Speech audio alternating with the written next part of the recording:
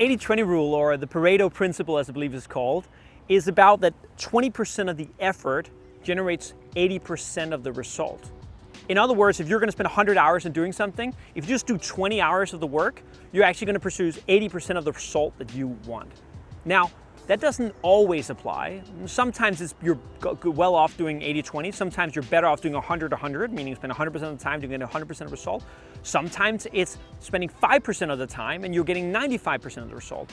The important thing here is not the percentages, but that you consider for every piece of execution that you do, what the right percentage of effort is here for getting the right level of output and the right ROI on your time. And the underlying part is the last part, which is ROI on your time. It's a very simple principle, work an hour more. Why is that? Because if you think about the work that you do in a company, this much is administration, just getting into the job, getting into the office, all this kind of stuff. This little is actually value add.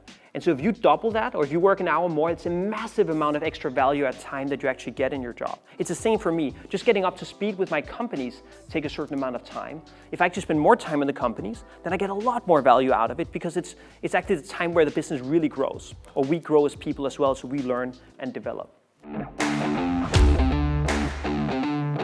Good questions, I think, are questions that empower us to get best towards our goal. Bad questions are questions that do not empower us and move us away from our goal or our target. Let me give you an example. If you want to learn the most from a class, but you think your teacher is a pretty annoying guy, you could ask the question, say, why is my teacher such an annoying person? Why is he so annoying? Why is he an asshole? And you're going to get an answer for that. That's because of X, Y, and Z. If you ask a question that is, how am I going to be able to leverage the knowledge that I have gotten from my teacher, you're going to get an answer to that. So try to be very aware of the questions that you ask. And honestly, great questions, great answers most of the time. Bad questions, always bad answers. And the thing is, we have a tendency to want to ask poor questions, cognitive biases, which are basically like lenses that we wear, which are tainted or they're dirty, that influences what we really see. So we have 42 cognitive biases, if I recall correctly, uncertainty bias, commitment bias, a lot of things.